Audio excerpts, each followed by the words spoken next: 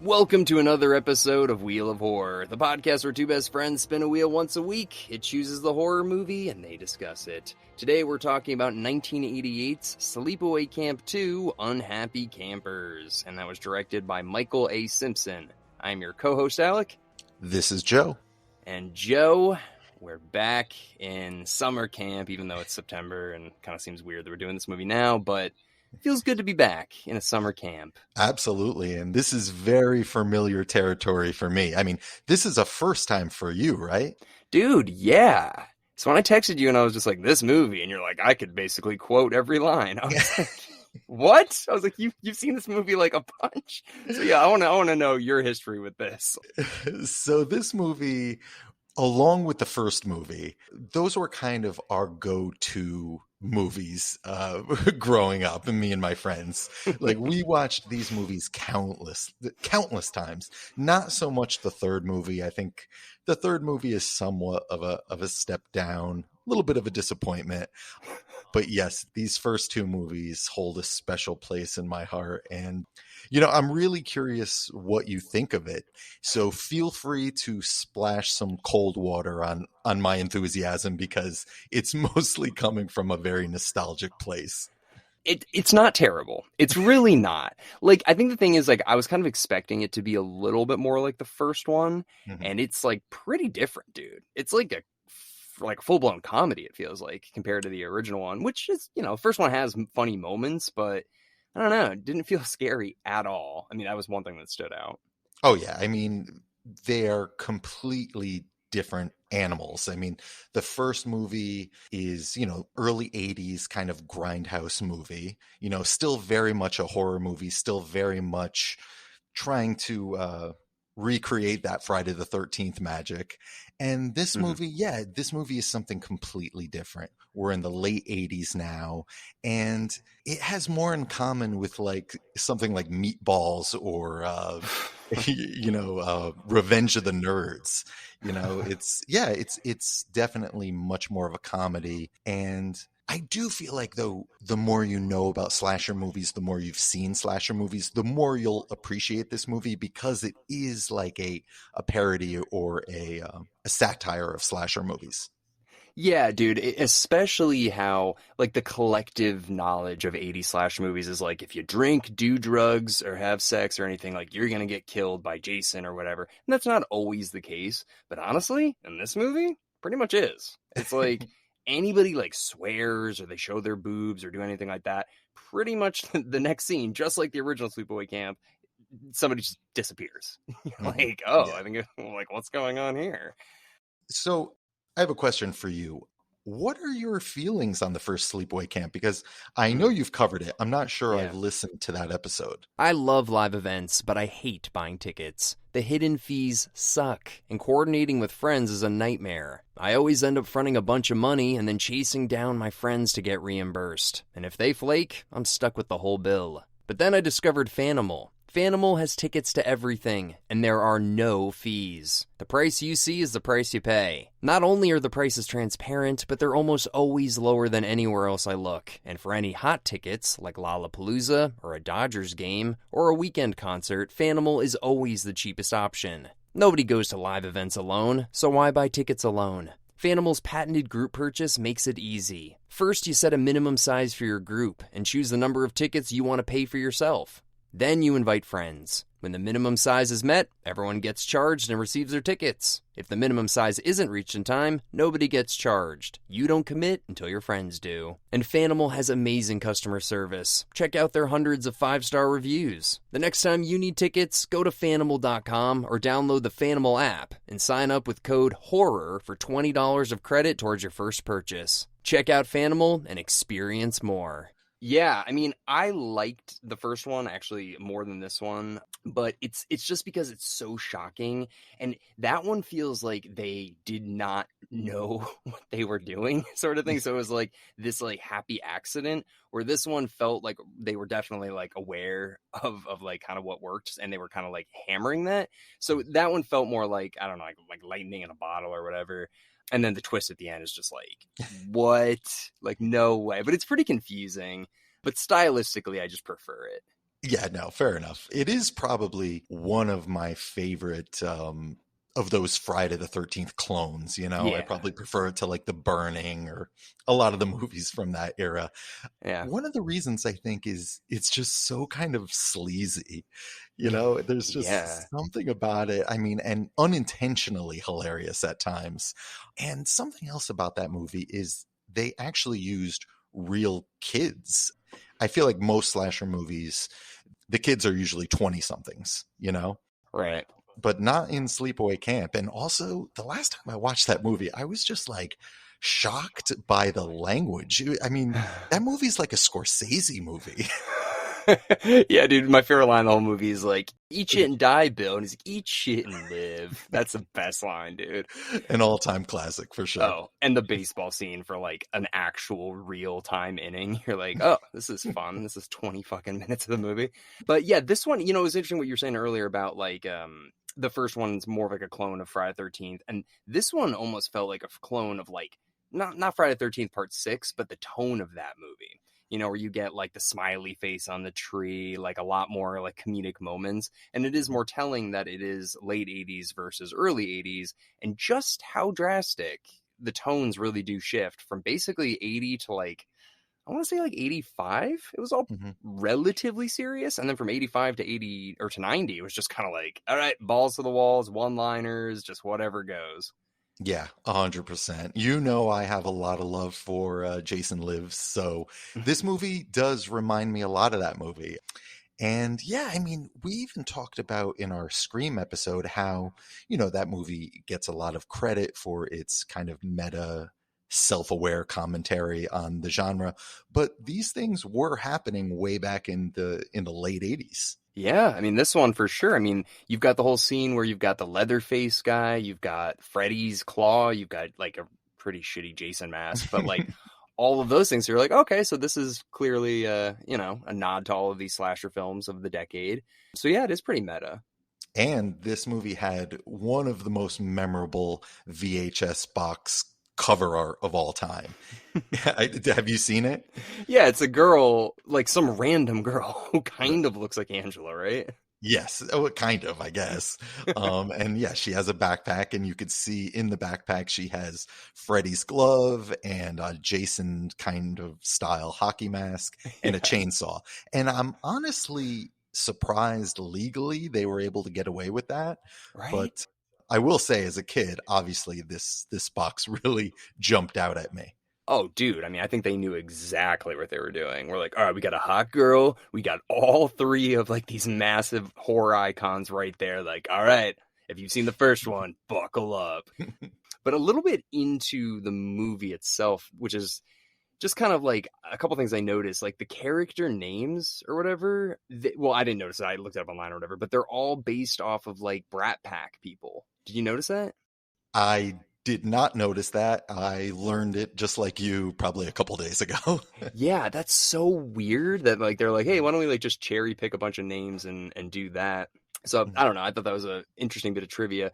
But similar to Sleepaway Camp 1, there's like a couple big actors, not big actors, but like they're like related to big actors, kind of like in this Yes, movie. siblings. Yes, exactly. Yeah, there you go. That's the word I was looking for. Siblings. But in the first one, you've got James Earl Jones's dad, and he's in the original Sleepaway Camp. And then in this one, you've got Bruce Springsteen's sister, and then Emilio Estevez and Charlie Sheen's sister. Hmm. Just Yeah, weird. very weird. Like, why are these movies getting like all these like, the siblings are pretty good. We'll take them. Yeah, no idea. And that's something, at least Pamela Springsteen, that is something me and my friends knew even before the internet, that this was the boss's sister. And we also recognized her from a small role in Fast Times at Ridgemont High. Oh, right. I saw this on the internet too. She's the girl, which is one of the funniest, realest moments in that movie where it's like, it takes a lot of courage to come up here, you guys. Like that scene, right? With the cheerleaders. Cheerleader, yep. Yeah, dude, that's so funny. Yeah, she's a lot younger than Bruce, but still very cool. And I guess she stopped being an actress, and I think I don't know, she's a cinematographer or something, or a photographer. I mean, it's hard to top this. I mean, it's what a mic drop. Yeah. Well, I haven't seen the third one, but is she in the third one too? She is, yes. Okay. Okay. The second one and the third one were actually shot over 6 weeks. Ah. So back to back. And they were actually writing the third movie while shooting the second. And there is a noticeable decline in quality in part Huh. three. Yeah, I mean, I don't know. Maybe one day I'll see it if I ever want to round out the series, but basically, maybe you can answer this for me, and maybe I just missed it during one of like the scenes where they're all talking about the camp and stuff or whatever. But how did Angela get away at the end of the first one? I know they said like she had a sex change operation, but like, why'd they let her go? Yeah, I mean, she did go on a pretty massive killing spree. I was wondering that myself, and all they say is that she did some time and she was rehabilitated. So, Okay. yeah, that's about all they have to say. But staying on Angela, I'm of two minds about Angela in this movie.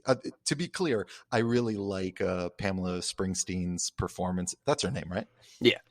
I really like her performance in this movie. It could have been portrayed very like campy and over the top crazy, and she doesn't go in that direction. She plays it very sweet and very just kind of even tempered the whole time, and I dig it. Mm. But I don't really see Angela from the first movie becoming this character. They feel completely separate. Like Angela Mhm. in the first movie killed people that were really, really awful to her. And in some cases, like that cook really deserved it in that first Yeah, movie, you know? for sure.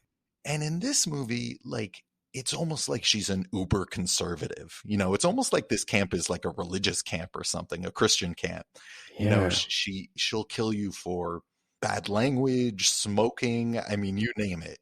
But at the same time, I feel like this movie is satirizing those Jason Michael Myers movies that we've been watching this entire decade where, it's the typical slasher rules taken to the extreme.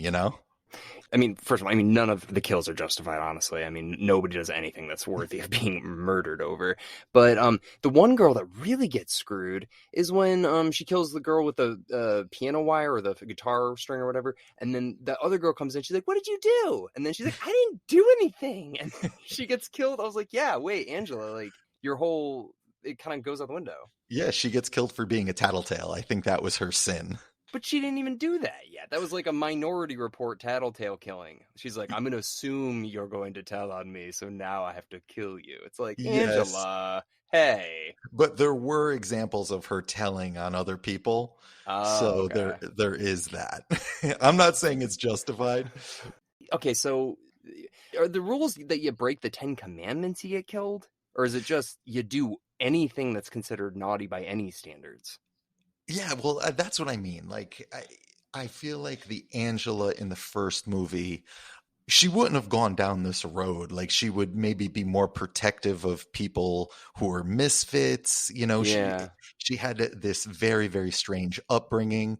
I don't know. I mean, that's a completely different movie that these producers probably were not interested in making. I like the movie they made. I think it's just kind of taking these ideas. If you drink or do drugs or have sex in horror movies, you die. Taking those ideas and taking them to the extreme and almost making a parody of it. I do kind of like that idea. I think it's funny. I just think that this almost works as its own thing. Like, you could have just called this movie Unhappy Campers. You didn't even need to call it Sleepaway Camp 2. Like, this could have been an original horror comedy. Oh yeah, 100%. Because yeah, you're so right. Angela is essentially a completely different person. The only thing you can kind of chalk it up to is like in the asylum, they like did something to her brain that like makes Right. her overly happy or something like that. But like, why would they do that? Mhm.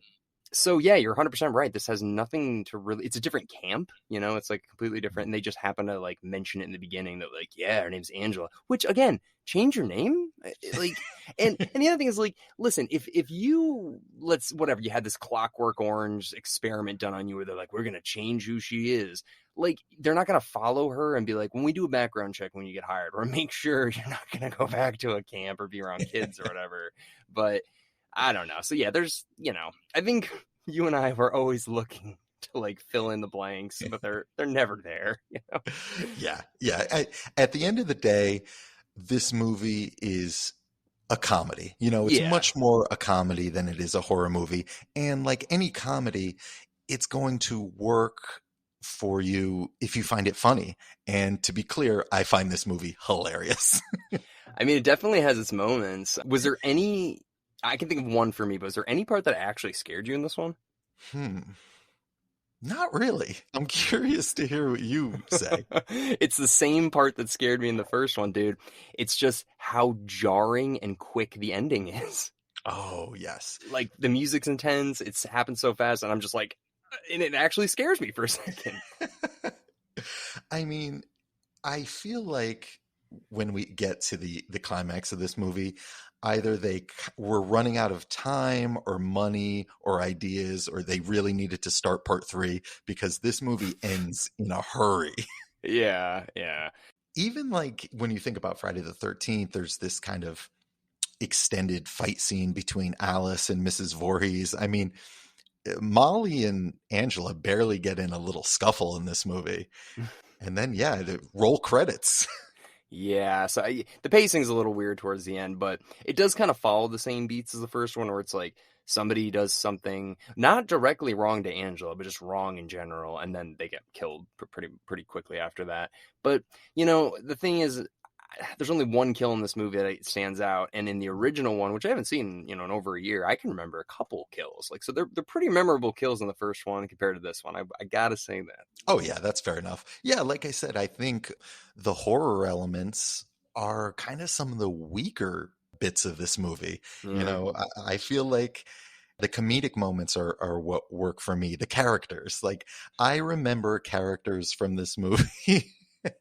Like I feel like the characters in this movie are much more memorable than many better horror movies, like the Tit Patrol, the two kids that take pictures of the girls changing, and the Shit Sisters.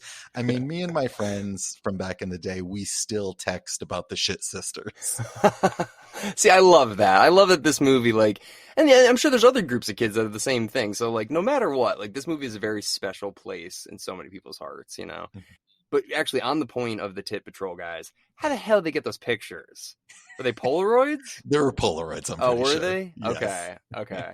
Yeah, I mean, that scene, actually, I was kind of sitting there like, whoa, you guys are going to get in so much trouble for this? Like, and they kind of don't. Like, she brings it up to TC, brings it up to him, and he's like, nice boobs, or whatever. I'm like, oh my God. But you'd think, dude, if that happened now, if kids were taking pictures on their iPhone or whatever, dude, those kids would go to like jail. Like, I don't know what happened.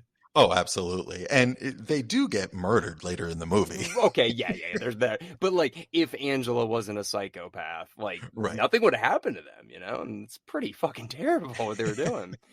But it does have like Porky's elements to it, where they have like the panty raid stuff and the jockstrap raid scene. So that is kind of, it's like a very 80s Revenge of the Nerds, like you said. Like, just kind of like, what the fuck is this? This is not a horror movie anymore. Yeah, if you go into this expecting, one of the early Jason movies, you're probably going to be disappointed. But yeah, like you said, Porky's, Meatballs, Revenge of the Nerds, that's kind of what they're going for here. It works. It works. I think I did kind of go into it expecting it to be another horror film, so I was a little bit disappointed. But at the same point, I can't really compare it to a lot of things, because there's not a lot of horror movies where you know exactly who the killer is and they don't wear a mask and they're interacting with everybody the whole time. Like, usually it's a surprise or they don't interact with the people. Like, so I can't. Can you think of another film that kind of does that? You mean that's not like a whodunit? Well, I'm trying to think of like literally any horror movie now where the audience knows who the murderer is right from the start. They're not hiding their face, and they're interacting with all of the characters they're going to kill throughout the entire movie.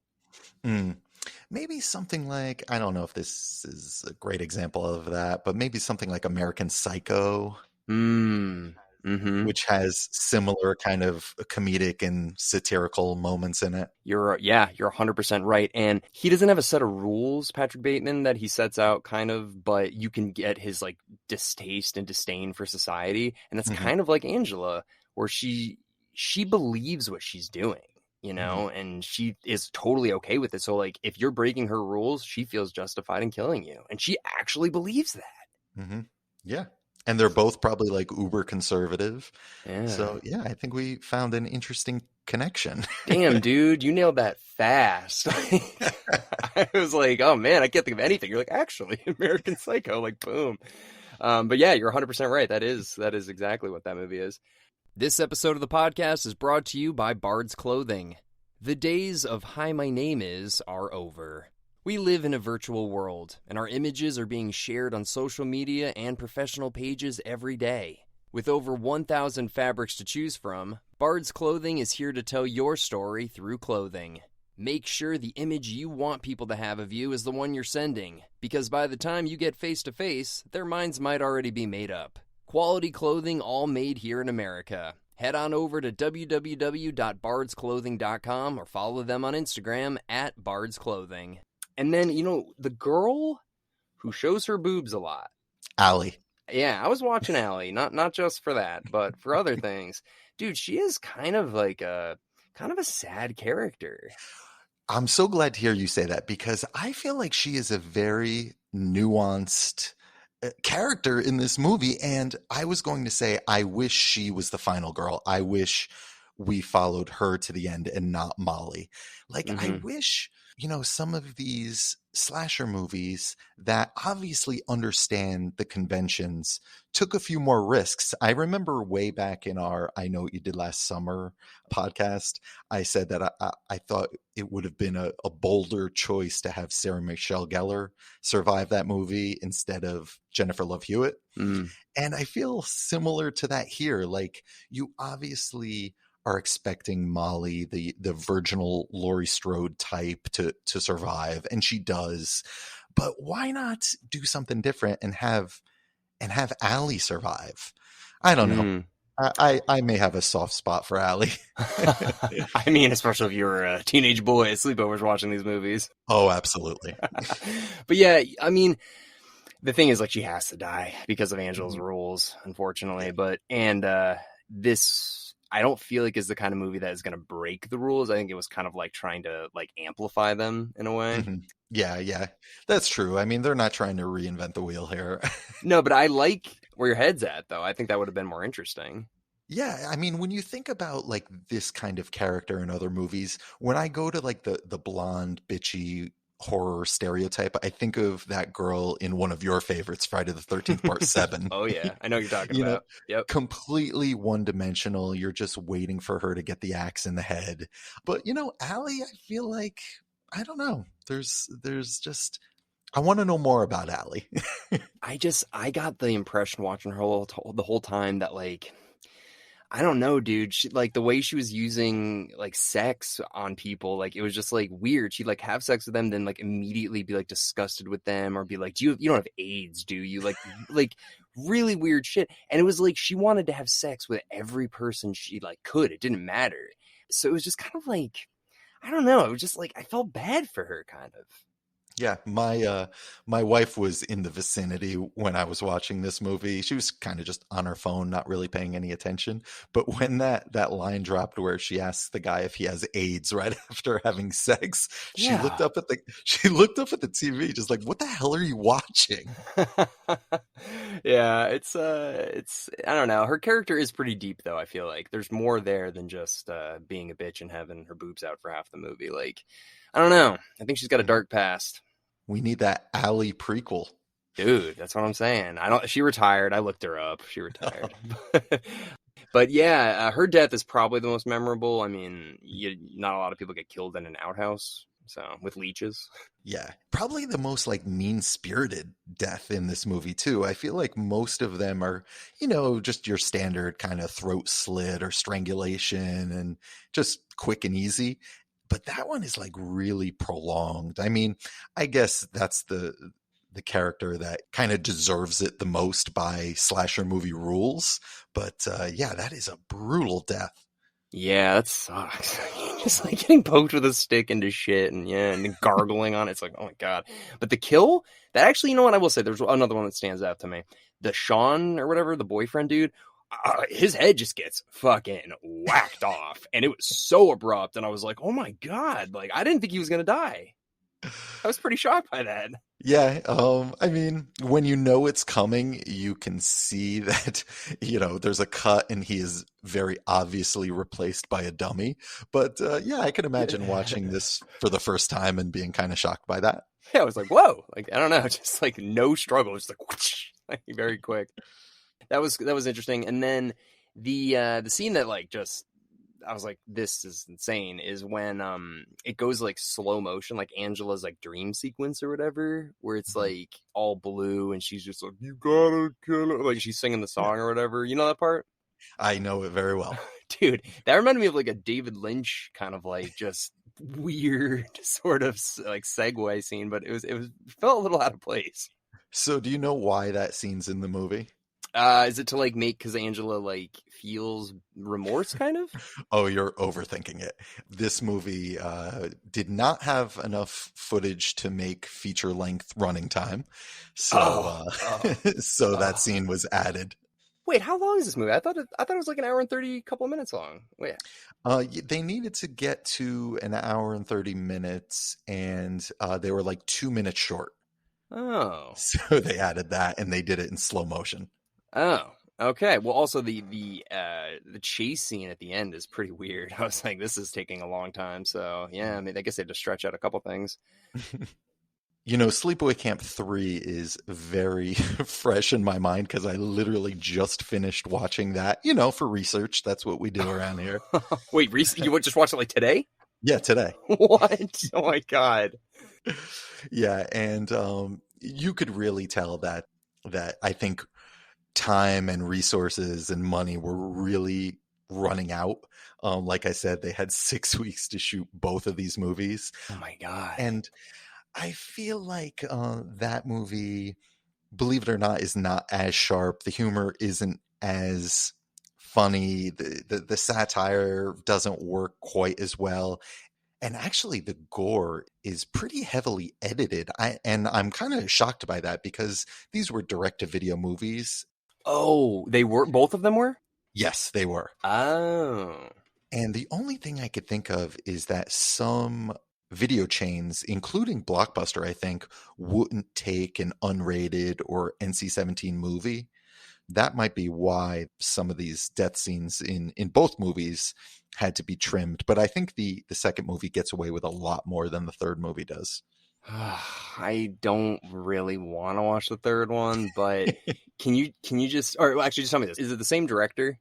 Yes. Same crew. Yeah. Same sets. That makes sense. They're not going to be like, all right, get these fuckers out of here. Get a new crew in after 3 weeks. Yeah. How? It's at a different camp? Like. Yeah. I mean, long story short, Angela kind of goes incognito as a camper at like it's kind of like a rehab or a camp for troubled youths. Okay, what is her obsession with camps? Like, why? Like, I know her dad died there or whatever on the boat, but like that could have happened anywhere. That doesn't happen to just do with summer camps. Well, I guess there wouldn't be a movie then if it wasn't in Sleepaway Camp. Yeah. Yeah, they're just cheap to film at, I'd imagine. That's also true. Yeah, man. I don't know. I didn't hate this movie. I really didn't. I think I still prefer the first one, but I thought this was gonna be like really bad. And honestly, I'd say it's like a C-ish, like a C plus, like in there. Yeah, that's fair enough. I couldn't imagine like sitting down to watch this movie for the first time now, like this movie is so attached to, fond memories of me and my friends just being horror obsessed, and yeah, I mean, I still think this movie would probably work great with friends over beers. Even if you don't like horror movies, I think you could have fun with this movie in that setting. Yeah, it's just a fun movie. It's not revolutionary, but it's good for laughing at. And it's funny, I had an ex-girlfriend in high school, and when she was a kid, she used to watch Sleepaway Camp with like all of her friends too. So I think girls like it, guys like it. Like it doesn't seem to matter really. And also like them, they were a little bit younger than me even. So it's like, geez, like this transcends so many generations. Like people still like him. Oh, and by the way, you've recommended the Dead Meat YouTube channel to me before, and I finally started catching up on some of those. Oh my God, yeah. And he does some great videos on Sleepaway Camp, and he also interviews the wrestler Chris Jericho on this movie. Like, Chris Jericho is a huge Sleepaway Camp 2 fan, and the interview is just hilarious. I mean, he's talking about this movie like it's The Godfather. Really? Yeah, it's definitely worth checking out. I do like Chris Jericho. I remember like hating him when I liked wrestling, but like that's good. That if you don't like somebody, like they're clearly doing their job well. Yeah, dude, Dead Meat is the best. Mm-hmm. Well, I don't know, Joe. You got any last minute thoughts on Sleepaway Camp 2? No, I think that's it. Lots of fun to revisit this one. Yeah, and one day I definitely want to watch 3 and 4. You know, just give them a chance. You know? Well, 4 is, yeah, okay, so I get confused. They started a Sleepaway Camp 4, but it was abandoned. It was never finished. And then there was a movie made called Return to Sleepaway Camp, but I have never seen it. Yeah, dude. So that's the original creator, the original writer and director. He came back and did a sequel or whatever. So I have no idea, but maybe one day, Joe. Maybe one day if we really start to run out of movies. Fair enough. Speaking of running out of movies, we only have 2 left on this wheel. So what do you say we spin it and find out what our last 2 are? Let's see what we got. All right, here we go.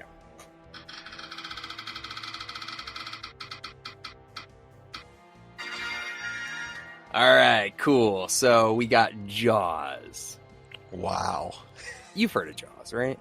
Yeah, I think so. I'm sure Spielberg would be very proud to know that his movie is following up Sleepaway Camp 2. I know, it's like sacrilegious, but no, I'm kidding. But yeah, no, dude, like, obviously, I think we probably should have had this movie back on, like, July 4th, but whatever. Yeah, it's all good. Sharks are always scary. Anyways, everybody, thank you very much for listening into our episode on Sleepaway Camp 2 on Happy Campers. If you haven't had a chance, we actually released our Hills Have Eyes 2 bonus episode last week, so you can check that out, along with Dead Alive, or Brain Dead, whatever you want to call it. And we'll see everybody next week with Jaws. See ya.